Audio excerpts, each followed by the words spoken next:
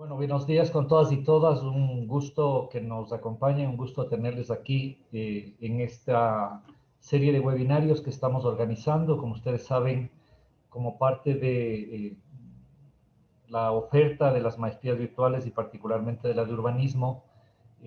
Nos ha interesado construir un espacio de debate en relación a estos efectos enormes de la pandemia que tiene alrededor de las ciudades. Este es el segundo evento que tenemos. La semana antepasada trabajamos uno sobre este vínculo entre urbanismo y pandemia, que yo creo que nos aclaró mucho. Y esta vez tenemos la oportunidad de trabajar un tema que yo creo que es muy importante, ¿no? Varios quienes nos están siguiendo ahora a través del Zoom y a través de Facebook Live están directamente implicados, digamos, en la gestión de varias localidades y eso resulta muy importante. Por eso yo quiero agradecer muchísimo a Francisco Hurtado. Francisco Hurtado es miembro del Observatorio Social y que es quien va a ser, digamos, el ponente del webinario de hoy. El Observatorio Social es un organismo, es una institución no gubernamental que desde hace 20 años, creo yo, viene trabajando y aportando muchísimo en el seguimiento de políticas públicas, ¿no? Ha sido un actor clave en varios de los ámbitos del desarrollo de políticas públicas para infancia, políticas sociales, etcétera. Y Francisco Hurtado es un abogado justamente de la Católica, que tiene especialidad y posgrado en sociología y ha trabajado mucho en los temas de derechos humanos.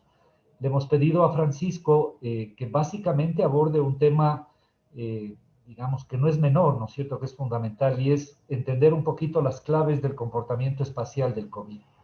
Creo que todos somos conscientes que tenemos una especie de bombardeo a nivel de medios de comunicación. A veces pasamos de la noticia terrible a una especie de noticia que culpabiliza básicamente a la población y parece fundamental entonces construir desde una perspectiva más académica el esfuerzo que Francisco y el Observatorio ha hecho en relación al comportamiento.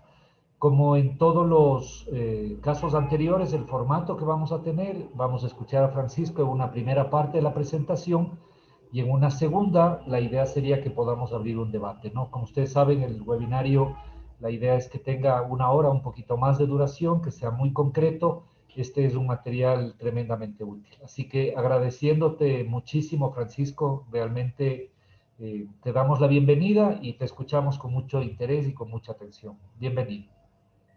Muchísimas gracias, Augusto, por la introducción. Primero, un saludo a todas las personas que ya se han conectado tanto en la plataforma virtual de Zoom y del Facebook. Agradecer por la invitación a la maestría de urbanismo al Observatorio Social del Ecuador también. Me voy a permitir compartir la pantalla mientras hago una breve introducción. Nosotros estamos justo hace un año, empezamos a hacer un monitoreo de los datos que el Ministerio de Salud Pública empezó a publicar en el Ecuador sobre la pandemia, datos limitados en ese primer momento, y un mes después el Observatorio Social del Ecuador asumió institucionalmente trabajar en este proyecto de monitoreo y análisis sobre la pandemia de COVID-19 en Ecuador, que está basado fundamentalmente en datos. El monitoreo está basado absolutamente en datos, pero hemos intentado construir una mirada crítica en ese sentido sobre cómo mirar, no desde una perspectiva epidemiológica en ese sentido, no es un análisis epidemiológico el que voy a presentar evidentemente, sino una perspectiva social que tiene una base sobre esta idea de salud integral que no se restringe a la salud preventiva, de la salud física, quiero decir, cuando uno va a un centro de salud para hacerse ver, o la salud curativa cuando ya estoy enfermo y necesito una curación, sino esta idea de salud integral que tiene que ver con la alimentación, que tiene que ver con el trabajo, que tiene que ver con el acceso al agua. La segunda, ahí no la amplié, ahora me acordé.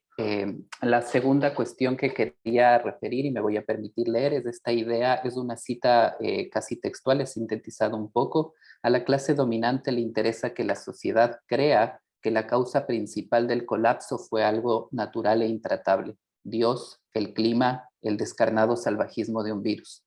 Trasladar esa responsabilidad a las abstracciones permite a los poderosos eludir críticas por producir y mantener un estado de cosas tan desigual. ¿Por qué nos parece central esta idea? Porque durante mucho tiempo, y no solo en el Ecuador, se ha intentado alegar que es el virus el que ha provocado situaciones tan críticas y alarmantes, por ejemplo, como la que se vivió en su momento. Estamos cerca de llegar a un año de esos sucesos en la ciudad de Guayaquil. Desde nuestra perspectiva, en efecto, el brote de un virus puede ser sorpresivo. No sabemos cuándo va a emerger un nuevo virus o reemerger un virus que ya se había eventualmente superado. Pero lo que no puede provocar el virus por sí mismo, por ejemplo, es la escasez de pruebas PCR, el sobreprecio en insumos para atender esa pandemia o el acaparamiento de vacunas por los países ricos y la escasez de esas mismas vacunas en países empobrecidos. Otra puntualización que me interesa hacer antes de pasar al análisis que se ha preparado es que el virus SARS-CoV-2 provoca una enfermedad respiratoria aguda que está provocando la muerte especialmente a personas adultas mayores, es decir, el grupo más impactado, y eso ya es un conocimiento común, está en personas sobre los 60 años, pero también en aquellas con condiciones preexistentes que agravan sus efectos, por ejemplo, temas respiratorios previos, temas cardíacos, el sobrepeso también es otra de las causas, la hipertensión, entre varias otras. Con esos antecedentes, me parece importante también decir que el análisis espacial de una pandemia debe tener presente la cantidad de población que se estima habita en las regiones que se pretende analizar. Es decir, el primer dato importante sobre un tema espacial es de considerar cuánta gente vive, por ejemplo, en un país, cuánta gente vive en una provincia, cuánta gente en un cantón o en una parroquia. Solo por referir rápidamente, en el Cantón Quito, según la estimación a 2020, vivían 2.78 millones de personas aproximadamente. Había pasado ya a ser el cantón más poblado del Ecuador, mientras que Guayaquil tenía 2.72 millones de personas. Y tenemos cantones, por ejemplo, como Isabela en las Islas Galápagos, que tiene 3.300 personas, casi en igualdad de población con el cantón Arajuno. En Orellana, que ya van a ver por Aguarico, perdón, en Orellana, que ya van a ver por qué cito estos dos cantones en un momento. Además, el virus se contagia de persona a persona y esto es muy relevante de comprender. Si son las personas las que se están contagiando, las dinámicas de movilidad e inmovilidad entre los territorios deben tenerse siempre presentes para observar la evolución de una pandemia. Y dado que nos contagiamos entre personas, esta idea de aparecer fácil, lavarnos las manos, usar la mascarilla, evitar espacios cerrados y mantener la distancia física, parecerían cosas fáciles de poder lograrlo, pero cuando pensamos en las condiciones sociales de determinados grupos o en las propias condiciones personales, podemos también advertir que el virus recorre por las desigualdades. No es lo mismo, como en el caso de Augusto o yo en este momento, poder estar trabajando desde casa, que ser el conductor de un bus de transporte público de una ciudad grande o ser trabajador agrícola de las plantaciones de banano o de Furukawa en el Ecuador. Con esas consideraciones, ustedes pueden ver esta primera idea sobre la curva de los casos. La curva de los casos en rojo es la curva acumulada. 316.807 casos se registran hasta el día de ayer. Sin embargo, en las columnas en gris, ustedes pueden ver cómo se ha ido comportando la curva por día.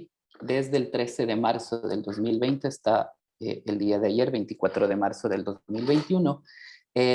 Y esta idea de aplanar la curva parece que no ha sucedido en ningún momento en Ecuador. Hay un primer momento, hay un segundo momento a mediados del año, hasta septiembre aproximadamente, que empezó a descender y eventualmente volvió a subir durante el 2021.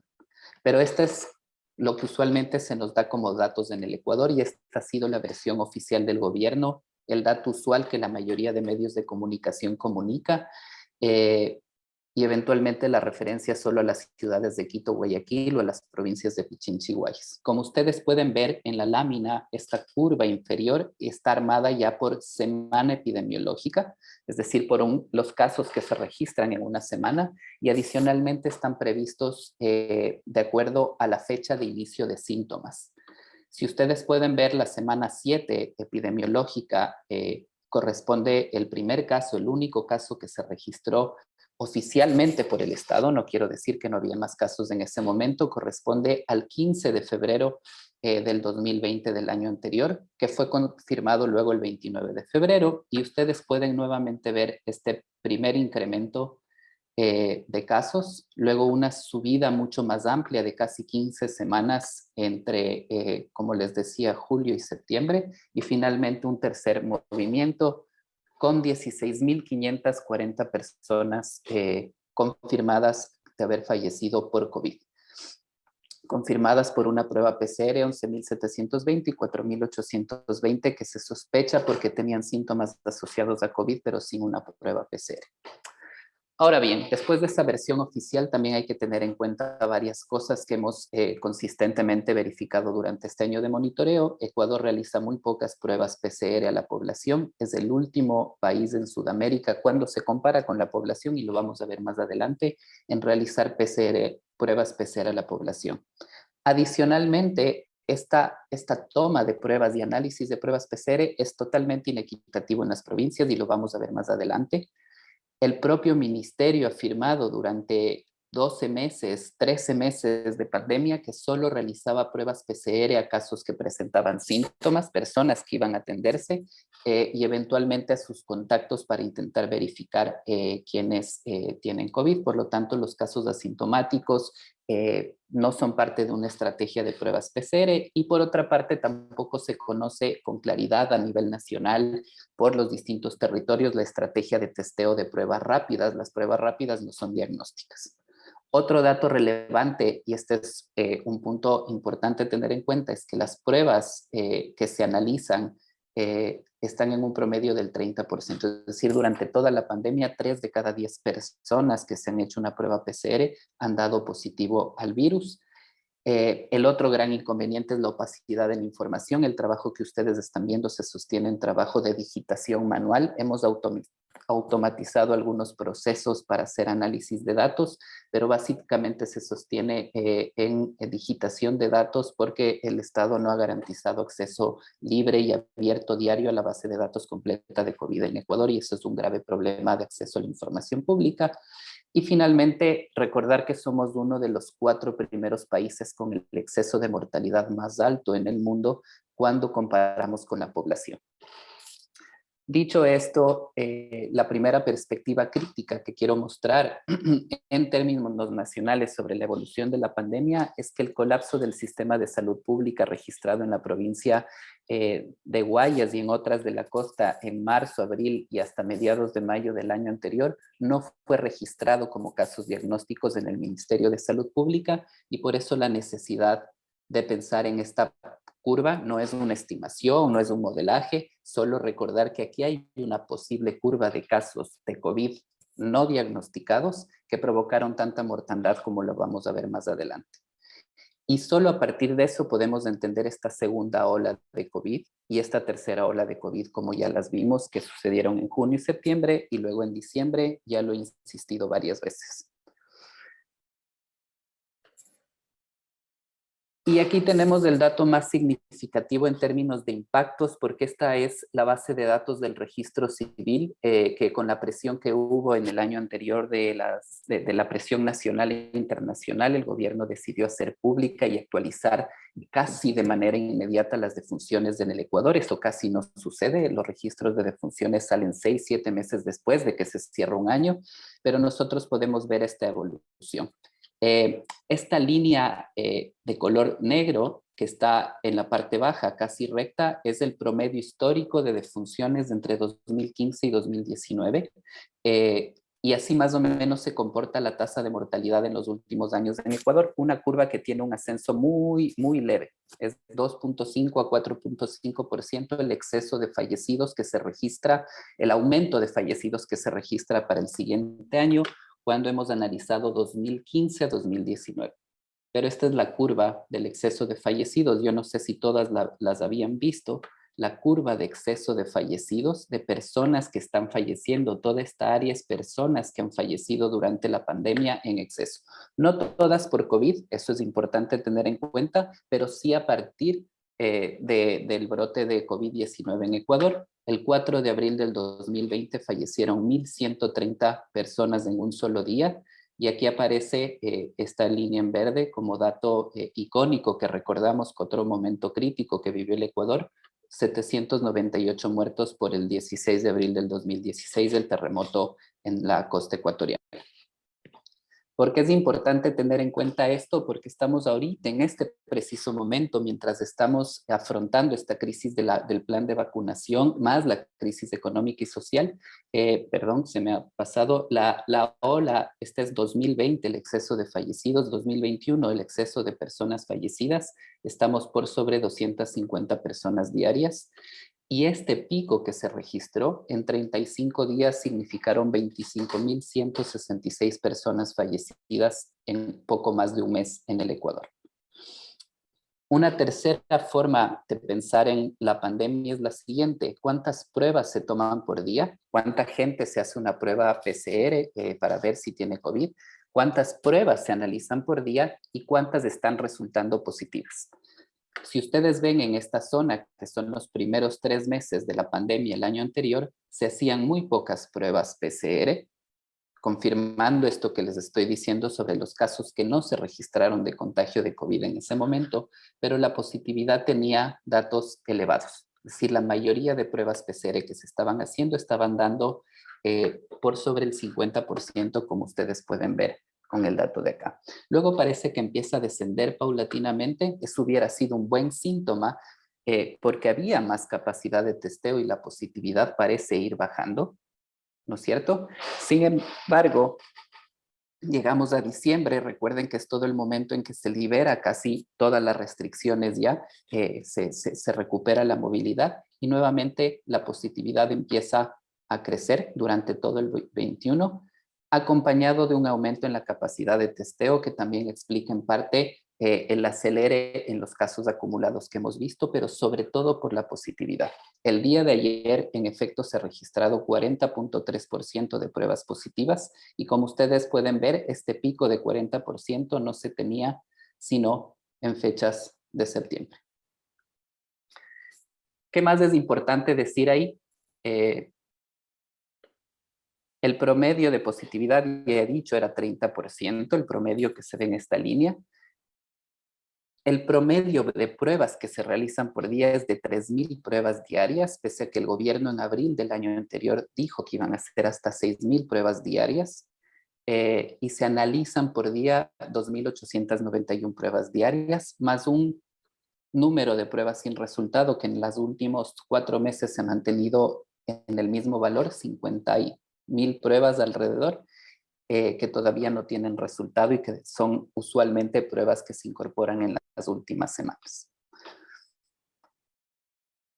A veces se demora en pasar de diapositiva. Este es el dato de comparar las pruebas que hace el Ecuador en la región sudamericana. Ustedes pueden ver, aquí están ordenadas por el número de pruebas realizadas, total test. Esto es información de Worldometers. Mientras Brasil ha hecho 28.600.000 pruebas, Ecuador y Uruguay han hecho más o menos las mismas pruebas, 1.2 millones en el caso de Uruguay, 1.1 en el caso de Ecuador, y Chile ha hecho 10.739.000 pruebas PCR. Cuando las ordeno por pruebas por millón de habitantes, que es la forma de comparar distintas poblaciones para intentar saber cuántas se hacen por un determinado número de población, millón de habitantes en este caso, Ecuador ha hecho 62.330 pruebas PCR por millón de habitantes, último en Sudamérica, mientras que países como Chile ha hecho 558.305 pruebas PCR por millón de habitantes. Es importante la comparación Chile-Ecuador porque tenemos aproximadamente la misma población. Dato adicional, y con esto vamos a empezar a sumergirnos en las provincias y en los cantones. Esta es los datos del ENEMDO acumulada, la última que podemos tener según de la desigualdad. Si ustedes ven, la provincia de Pichincha tiene menor pobreza, tiene mayor cobertura de agua, tiene una de las tasas más bajas de hacinamiento junto con Tungurahua, y la situación de empleo estaba bastante mejor que en el resto de provincias. No quiero decir que, no había, que todos teníamos empleo adecuado, pero estaba bastante mejor. Y cuando nosotros indagamos en la situación más profundamente, podemos encontrar que las provincias amazónicas están en los primeros lugares de pobreza por ingresos, junto con Esmeraldas y Chimborazo, y que asimismo se registran lugares donde la red pública de agua, lavarse las manos, ¿no es cierto?, o el hacinamiento, poder mantener una distancia de 2 metros entre nosotros, si hay algún enfermo de COVID en nuestra casa, evitar que los otros miembros de la casa se contagien, empiezan a ocasionar dificultades sobre el tema de desigualdad en las distintas provincias. La tabla la dejo ahí. Esta información está publicada en nuestro blog, en la página web del observatorio, pero es importante tomar en cuenta que la situación de pobreza y desigualdades en la provincia es mucho más compleja que la que imaginamos existe, por ejemplo, en la ciudad de Quito, que la que imaginamos existe en la ciudad de Ambato o en la de Guayaquil. Hay lugares otros del territorio nacional que enfrentan situaciones de desigualdad. Les había dicho de la inequidad en realizar pruebas PCR. En la pantalla están viendo, esta información publica el Ministerio de Salud todos los domingos. Este es el dato del último domingo, 21 de marzo de 2021. Y ustedes pueden ver el número de pruebas que se realizan en las últimas 4 semanas epidemiológicas, donde se han realizado más pruebas, precisamente donde hay más casos sintomáticos y sus contactos, que es a quienes se realizan prueba. Y podemos ver que en Santa Elena se hacen solo 129 pruebas por 100.000 habitantes en las últimas 4 semanas. En Guayas se han hecho 227 y en cambio en Bolívar se han hecho 939 pruebas y 848 pruebas en Pichincha, siendo los registros más altos. Y si miramos el mapa de esta comparación de tasas acumulado para todo el tiempo de la pandemia, es bien fácil de entender por qué hay tantos casos en Quito, digamos en Pichincha en general y en la ciudad de Quito, y tan pocos casos que se registran en Guayaquil, para entender que no tiene que ver con un mayor o mejor desempeño de sus alcaldías, por ejemplo, ni tampoco que tiene que ver con una mayor o mejor trabajo que esté haciendo la población necesariamente. Eso se puede también analizar, pero también que está perfectamente determinado porque en Pichincha se han hecho 13.274 pruebas PCR por cada 100.000 habitantes, mientras que en Guayas se han hecho solo 3.349 pruebas PCR por cada 100.000 habitantes.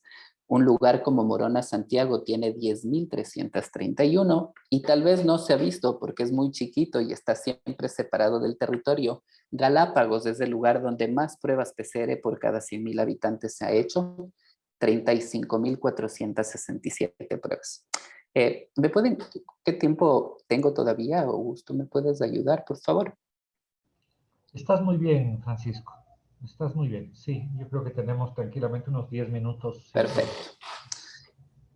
¿Por qué es importante tener en cuenta esta inequidad o esta desigualdad en la realización de pruebas PCR? Porque eso nos va a determinar claramente cómo voy yo a mirar la realidad de cada una de las provincias. Y la otra cuestión sobre la que voy a llamar la atención es que también tenemos que pensar la pandemia en el transcurso del tiempo, y para esto nos va a servir el siguiente mapa. Este es cortes de la tasa, esto ya es tasa de contagio. ¿Cuántas personas se han contagiado de COVID-19? Según los datos del Ministerio de Salud, por cada 100.000 habitantes en el Ecuador, con 4 cortes distintos. Esto es 4 de mayo, esto es 1 de julio, esto es 11 de septiembre y esto es 15 de octubre. Es evidente que el contagio se dio en la zona de la cuenca del río Guayas. Se sabe que el primer caso estuvo registrado en la provincia de Los Ríos, pegadito a Guayas, y como ustedes pueden ver, al 4 de mayo la tasa de contagio de COVID más alta la tenía en efecto, se me acaba de mover esto, la provincia de Guayas, la provincia de Santa Elena, Galápagos también tenía un registro alto, El Oro, Cañar y Los Ríos, y que se había empezado a extender hacia la costa y hacia la Amazonía. Pero 2 meses después, 1 de julio del 2020, el caso ya era bastante distinto y la provincia de Pastaza tenía la tasa de contagio de acuerdo a la población más alta. Es decir, mucha más gente por cada 100.000 habitantes se estaba contagiando en Pastaza, y eso es explicable porque viven menos personas y muchas más personas se habían contagiado. ¿Ok? Es evidente que por una explicación demográfica se van a concentrar más casos en ciudades más habitadas. Es decir, Quito va a tener muchos más casos porque su población es mayor, ¿no es cierto? El problema de esto es que el hacer pruebas no teniendo claridad demográfica sobre cuántas se hacen y por qué razones, lo que permite es que no se sabe a ciencia cierta cuál es la situación más cercana a la realidad sobre la pandemia de COVID. Esto es 11 de septiembre. Como ustedes pueden ver, el 11 de septiembre la Amazonía tenía las tasas de contagio de COVID más elevadas, mucho más elevadas, y miren cómo ya dejaba de ser Guayas el centro de la mayor cantidad de casos, de acuerdo a su población, insisto, en el Ecuador. Y para el 15 de octubre podemos ver cómo por primera vez la provincia de Pichincha aparece con la tasa de contagio más alta de acuerdo a su población. Y este es el gráfico al día de ayer. Esto es 24 de marzo de 2021. Si ustedes miran hacia Galápagos, Galápagos actualmente tiene la tasa de contagio más alta, le sigue Pichincha, luego está Carchi, luego están estas provincias amazónicas que todavía tienen registros elevados, luego está Loja y luego está el centro. Y ustedes acá abajo pueden ver además la situación de la costa, que fue al inicio el mayor porcentaje de pruebas de COVID. La sierra empezaba, luego hay un crecimiento significativo. Recuerden que en la Amazonía es donde menos población existe regionalmente, digamos. En cuarto lugar está Galápagos, en tercer lugar la Amazonía, de ahí viene la sierra, de ahí viene la costa, casi cercanas me parece en población. Y cómo la región sierra ha ido aumentando en porcentaje de casos diarios. Todo esto es porcentaje de casos diarios, pero luego en algún momento la costa empieza a recuperar y se empiezan a acelerar los contagios nuevamente en esa región del país. Esto ya nos da cuenta de una necesidad de ir pensando que no es lo mismo haber tomado medidas en este momento de la pandemia, en el que muy pocos contagios se estaban registrando en la sierra, que intentar controlar la pandemia en este momento en que ya son 316,000 casos, 16,000 personas confirmadas, no hay vacunas disponibles, la economía se ha deteriorado mucho. ¿Por qué? Porque eventualmente esta idea de medidas nacionales de encierro masivo a la población no tendría mucho sentido si hay lugares donde se sabría, si se hubiese tenido una prueba de testeo masivo, donde no hay mucho contagio y se debería atender a otras zonas donde los contagios empiezan a crecer y crecer rápidamente. Esta es una mejor visión de la situación de la pandemia por provincias. Como ustedes pueden ver en la pantalla, está el número de casos diarios por COVID en cada una de las provincias. No está igualada a esta escala y eso es importante tener en cuenta porque si no, no podríamos verlo. La situación de Guayas, que está aquí, haría que todo el resto de líneas por igualar las secuencias se achaten, y lo que nos interesa ver es cómo ha ido comportándose la curva en cada provincia, y ustedes pueden ver el dramático incremento de casos que tuvo Carchi al inicio del 2021, distinto que el comportamiento que ha tenido Morona Santiago, por ejemplo, que tuvo su mayor incremento en julio y luego ha tenido un nuevo incremento más moderado que el anterior, o la situación de Santo Domingo, que tuvo un incremento inicial y ahora tiene un segundo. Lo de Guayas incluso es significativo, porque después de este gran inicial incremento, que ya sabemos es subestimado porque aquí no hubo capacidad de testeo para registrar lo que pasaba, sin embargo, en el último tiempo nuevamente empieza a crecer y nuevamente empieza a tener varios contagios. La línea aquí es 400. Los contagios se están registrando alrededor de 200, 130 diarios en la ciudad de Guayaquil. Y aquí pueden ver, pasándome a la siguiente pantalla, la situación de fallecidos por todas las causas del registro civil desde el 1 de enero del 2020 hasta el día 18 de marzo, me parece que está hecho el corte. Ustedes pueden ver cómo sucedió el exceso de fallecidos en la provincia del Guayas, en la provincia de Santa Elena, Santa Elena casi no aparece en las noticias y es una de las tasas de mortalidad más altas del año anterior por la cantidad de personas fallecidas que hubo en este momento. Pueden ver la situación de Los Ríos, que es similar en los mismos periodos de tiempo, lo mismo en Manabí, y también en las provincias del Oro. Y pueden ver cómo el exceso de fallecidos que se registra en la sierra está en esta segunda ola que les mostré al inicio, Imbabura, Pichincha. La propia Santo Domingo fue parte de ese segundo momento de personas fallecidas. Esmeraldas tuvo más bien una transición. Y lo que también llama la atención es que en casi todos los casos hay un crecimiento del exceso de fallecidos para el 2021.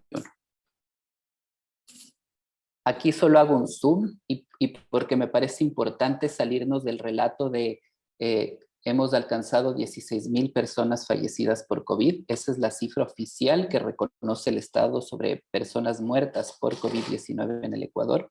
Pero lo importante a tener en cuenta es que el promedio, cuántas personas fallecieron en promedio en Ecuador anualmente entre el 2015 y el 2019, fue casi 70,000 personas.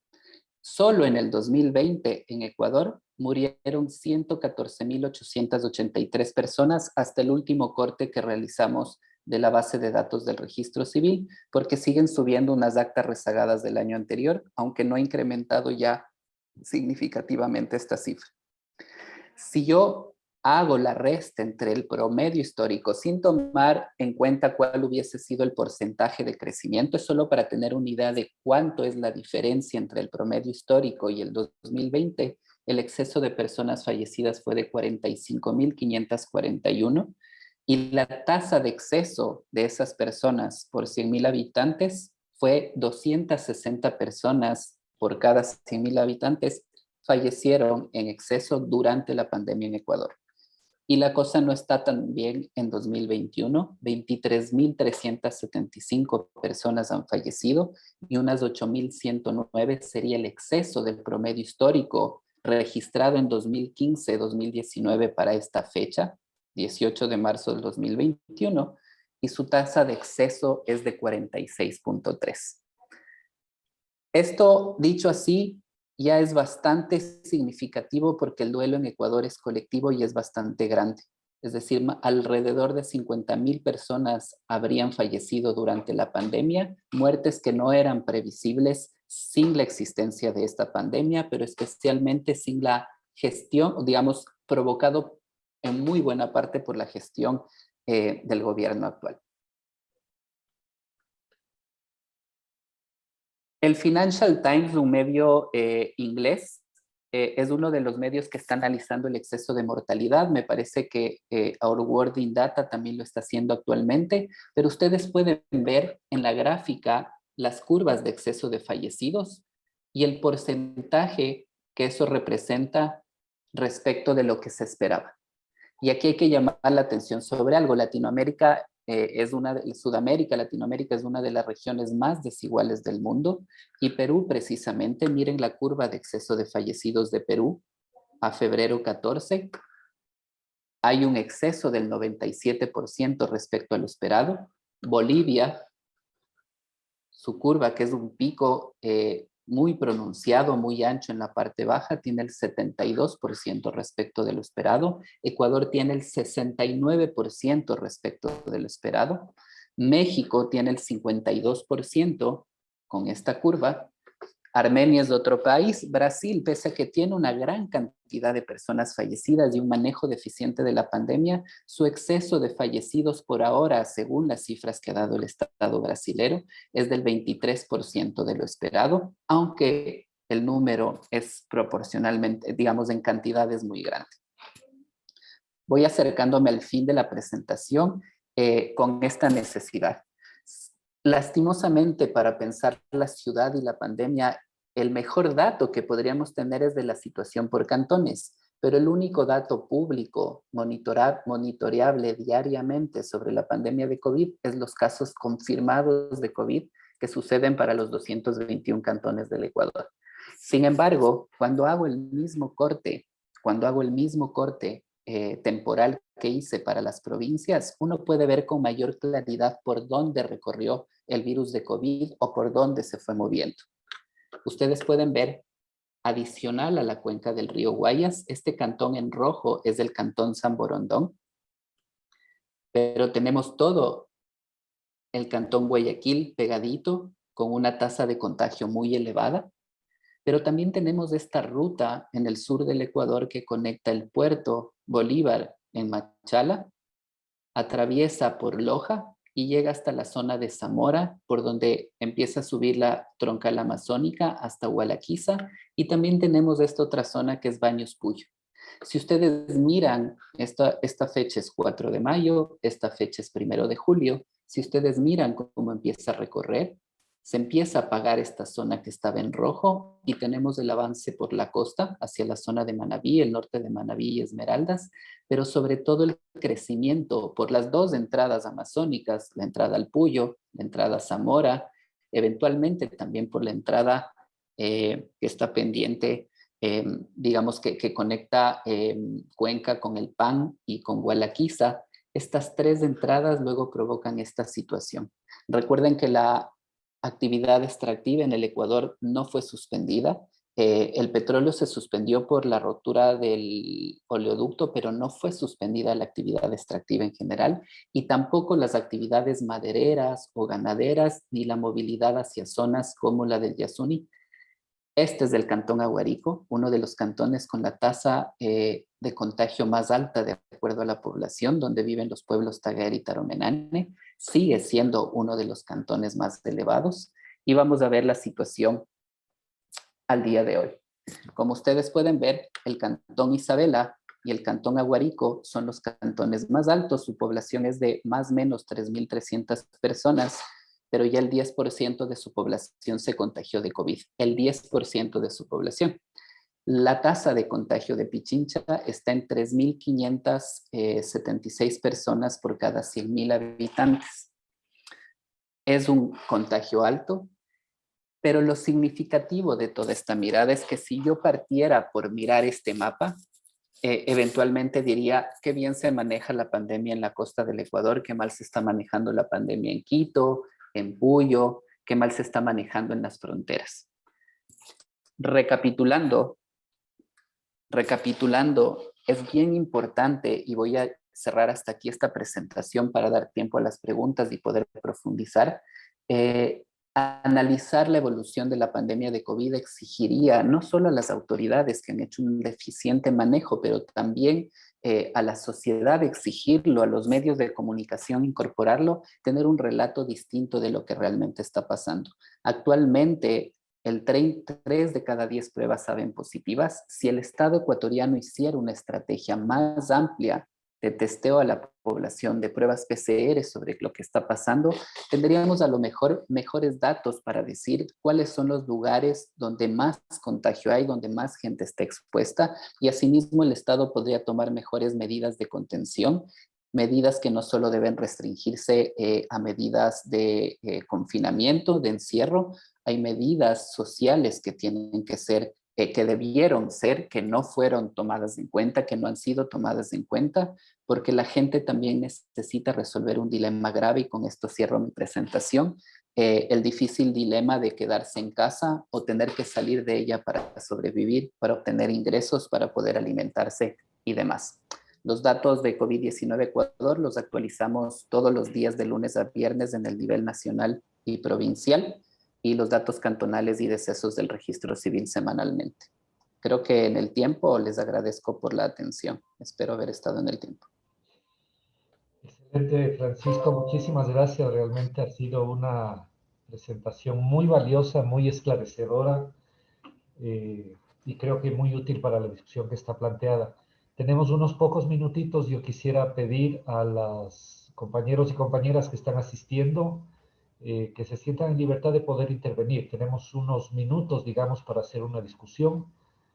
De modo que si alguien quiere participar, por favor, con mucho gusto, podemos activarle el micrófono, digamos, para no utilizar solamente el mecanismo de chat. Creo que durante un ratito sí podríamos tener una discusión de ese tipo. Ha pedido la palabra Javier, por favor.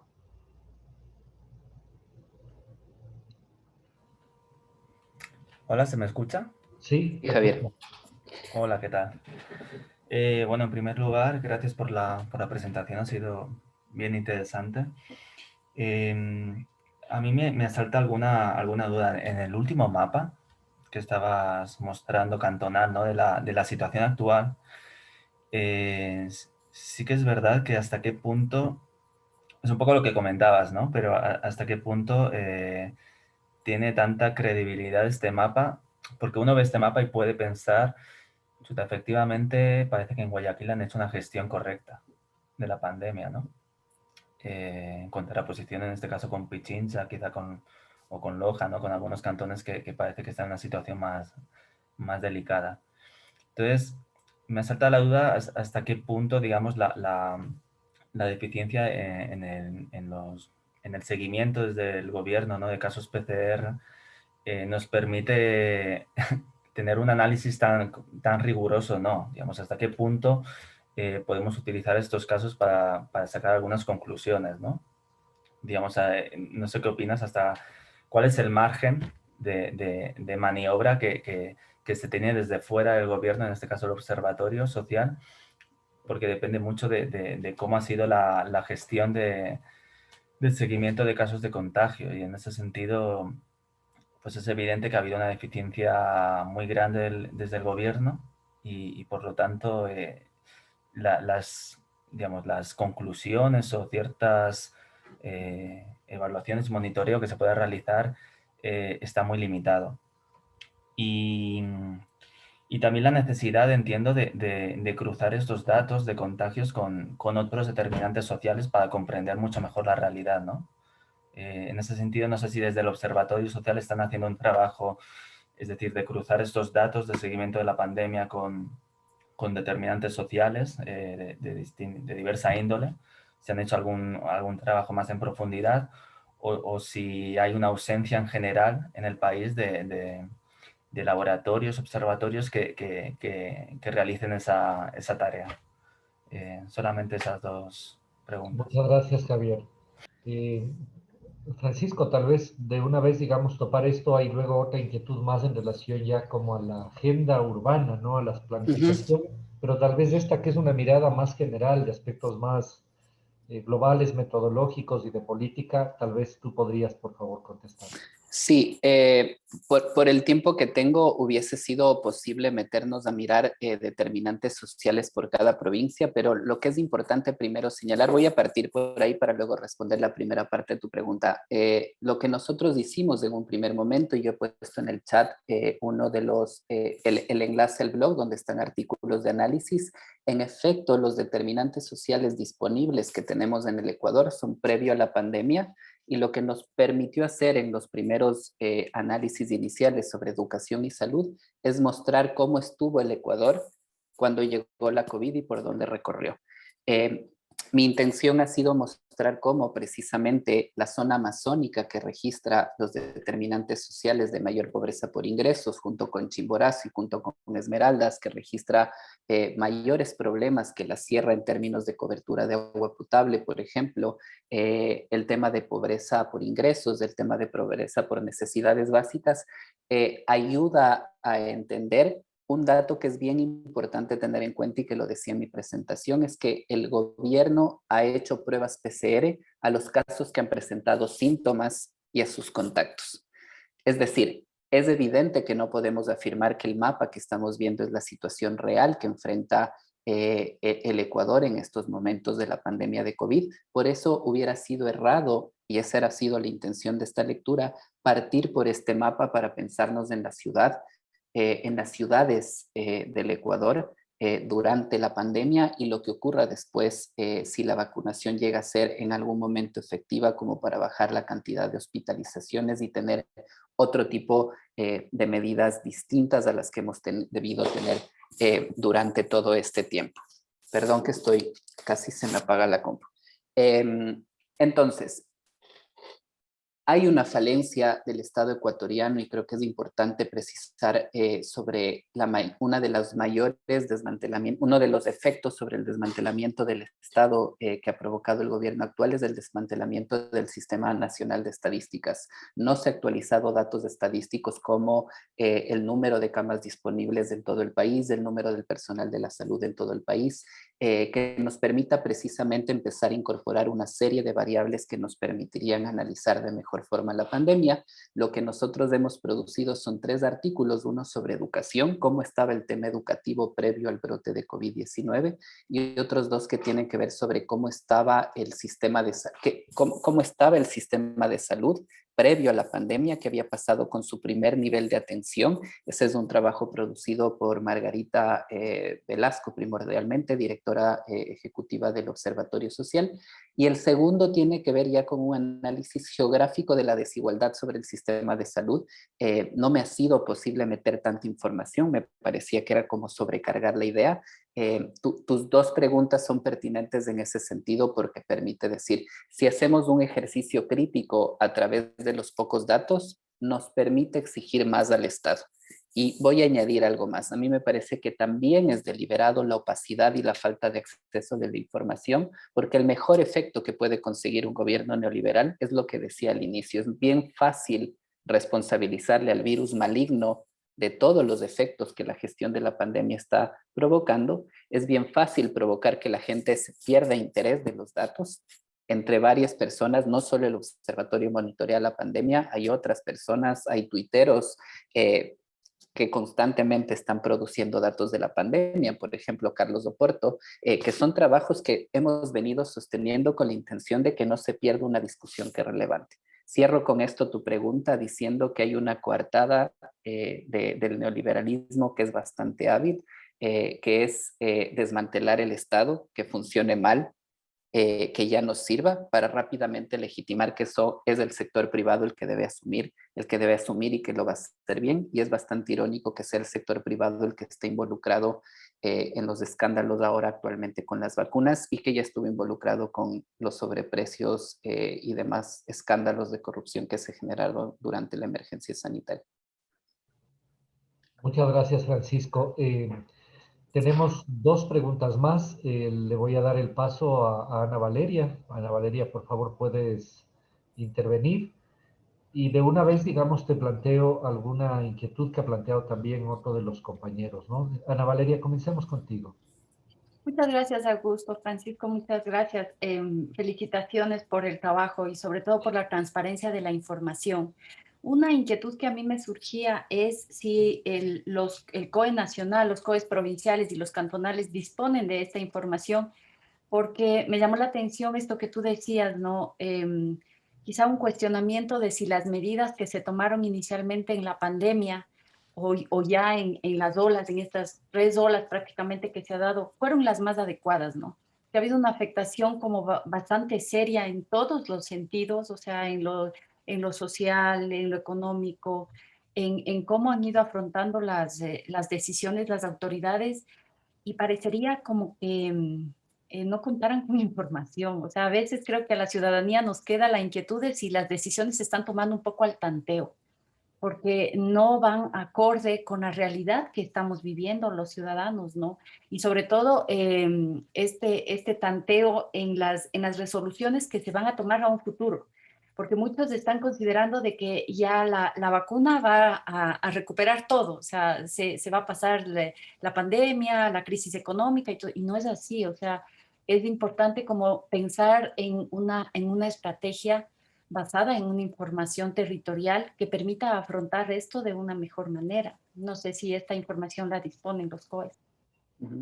Muchas gracias, Ana Valeria. Tal vez completo esta inquietud recogiendo lo que Daniel Gallegos nos ha planteado, Francisco. Si bien no es el tema específico, tal vez algunas ideas o elementos que quisieras colocar sobre la estrategia ya como de planificación en cada cantón, ¿no? En cada ciudad, ¿no? Tal vez atando un poquito las 2 inquietudes, Francisco. Sí, lo primero que voy a decir es que si miramos retrospectivamente al inicio, quien estuvo a cargo de la emergencia sanitaria fue exclusivamente el COE nacional.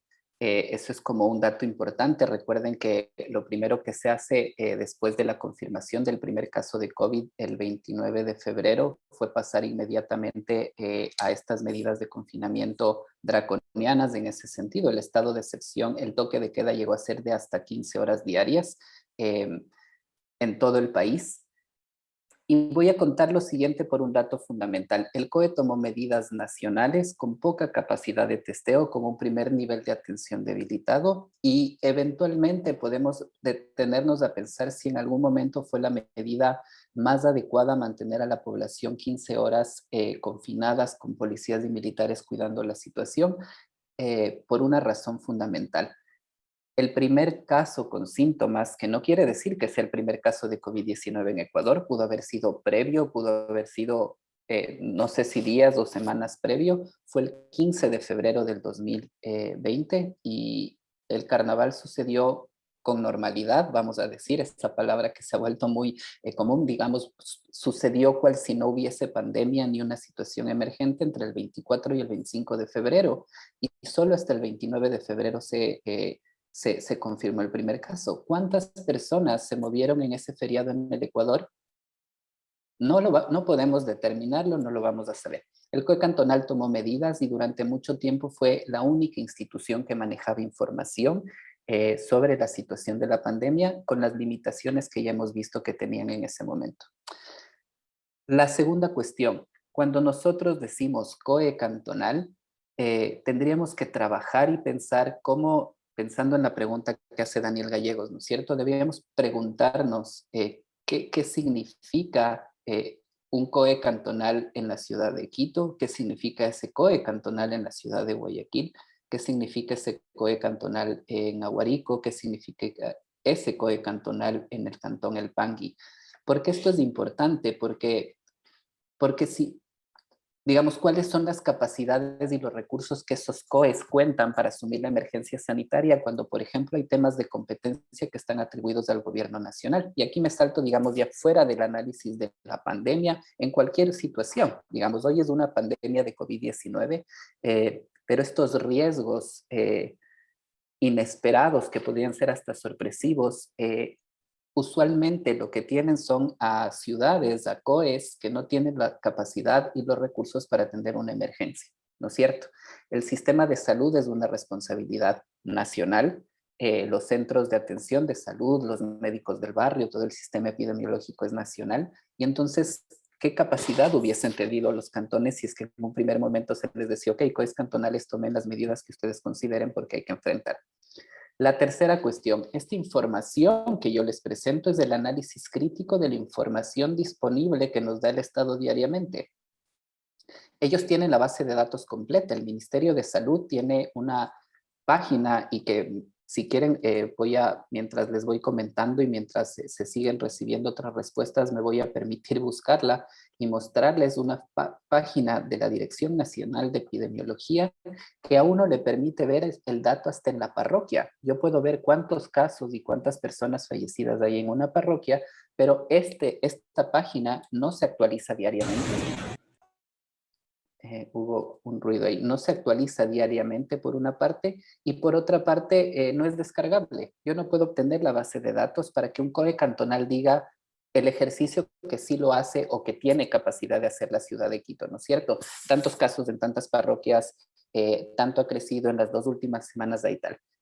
Tiene capacidad de hacer eso el cantón, voy a decir cualquier otro cantón, el cantón Espejo, el cantón Macará en la provincia de Loja, que está en la frontera, que enfrenta no solo su situación de ser un cantón pequeño y falta de recursos, sino que también es una frontera que está cerrada, pero que evidentemente las personas que necesitan salir de su país o que están buscando otros países siguen cruzando la frontera pese a las restricciones también draconianas que ha impuesto la movilidad, no solo el Estado ecuatoriano, sino todos los estados. Las personas venezolanas siguen saliendo de su territorio y cruzando por Sudamérica, siguen saliendo personas de Colombia refugiadas por el conflicto que sigue existiendo y el no cese de la violencia en ese país. Siguen arribando personas de África, de Asia a Sudamérica y circulan por la región y muchos están subiendo a Estados Unidos. ¿Qué quiero decir? es necesario pensarnos que cada territorio tiene particularidades distintas y desde esas particularidades deberían empezar a generarse estrategias distintas y proponer salirse un poco de la caja de herramientas que intenta dar un gobierno nacional que a todas luces ha mostrado ser deficiente. Y para eso también debería contar con algo que es importante, esto es aprendizaje. Margarita Velasco, ella es enfermera, ella es salubrista, ella ha trabajado mucho en salud pública y básicamente dice la salud integral de la población es tener buena alimentación, es tener agua potable, es cuidarnos entre nosotros la población y sin participación de la sociedad civil, los COEs cantonales están errando. ¿Quién más conoce la situación de sus barrios que las organizaciones barriales? ¿Quién más conoce la situación de los pueblos indígenas que la CONFENIAE? Y ahí debo decir que la CONFENIAE durante todo ese primer tiempo de este masivo contagio que hubo en la Amazonía, presionó y organizó al Ministerio de Salud Pública para que las pruebas PCR puedan llegar hasta las comunidades, porque las y los indígenas mayores de comunidades empezaron a contagiarse de COVID y a fallecer. Cierro la pregunta diciendo eso, hay una necesidad latente de primero sacarnos de pensar que es Quito el único lugar donde está complicada la situación. No quiero decir que todo está bien y todo está tranquilo. Lo que quiero decir es que a nadie le ha importado, como sociedad, quiero decir, ecuatoriana, la situación que se ha vivido en el Carchi, por ejemplo, a partir de diciembre del 2020, a nadie le ha importado la situación de Arajuno, por ejemplo, de Aguarico, de las zonas de Orellana, de las zonas donde siguen extrayendo balsa los madereros, de las zonas donde sigue activa la actividad petrolera o minera, sin que eso signifique controlar el contagio de trabajadores que van y vienen todo el tiempo por el tipo de actividades que realizan. Sobre agendas urbanas, me parece que ahí hay un desafío mayor porque no podemos dar respuestas a la COVID. La COVID es la muestra burda de esa exacerbación de las presiones que estamos generando al ecosistema y un virus emerge, pero podría ser otro, ¿no es cierto? Ya hemos tenido amenazas como el ébola en su momento, que es un virus mucho más peligroso, mucho más, sí, peligroso para la salud. Entonces creo que es necesario empezar a pensar en cómo hacemos en las ciudades reales diagnósticos sobre el análisis de riesgos y amenazas que estamos teniendo para a partir de eso empezar a pensar incluso en construcciones regionales, ¿no? Hay cantones que son tan pequeñitos que podrían tener unos COEs regionales y creo que y ahí ustedes tendrán como más herramientas. Creo que la Constitución permite pensar temas de regionalidad, aunque no han sido tan bien desarrollados luego en la normativa secundaria o posibles de institucionalizar en la práctica.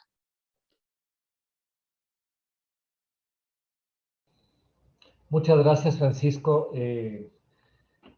Bueno, yo en primer lugar quisiera felicitar el trabajo, es un trabajo minucioso, arduo, efectivamente contracorriente, porque supone literalmente digitar, digamos, cada una de la información, la escasísima transparencia, el sistemático cambio, por ejemplo, de metodologías, en fin, ha hecho realmente de esta tarea una tarea titánica, ¿no? Y tal como ha dicho Francisco, el observatorio social, y me parece que quizás 2 o 3 iniciativas han podido mantener un cierto nivel de vigilancia y de acompañamiento con este esfuerzo, que nos permite precisamente poder construir este como un ámbito nacional, digamos, de tematización. Nos plantean ahora algunas inquietudes respecto de los impactos ya específicos en términos de la agenda urbana, ¿no? Cómo esto ha modificado o no, y modifica de hecho la agenda de las ciudades. Este va a ser precisamente el tema de los 2 próximos webinarios que seguramente tendremos, digamos, en las semanas siguientes. Yo les comentaré a su momento. Vamos a tener una síntesis de cómo ha modificado eso, las agendas urbanas en el caso de América Latina, y luego vamos a mirar las distintas respuestas programáticas y sociales al COVID en las ciudades. Yo quiero agradecerles a todos la participación, agradecerles el tiempo que se dan para esto y agradecer especialmente a Francisco, al observatorio, por haber aceptado esta invitación. Como hemos comentado, esto fue seguido también en Facebook y se convierte además en la grabación de esta intervención en un producto sobre el cual iremos reflexionando.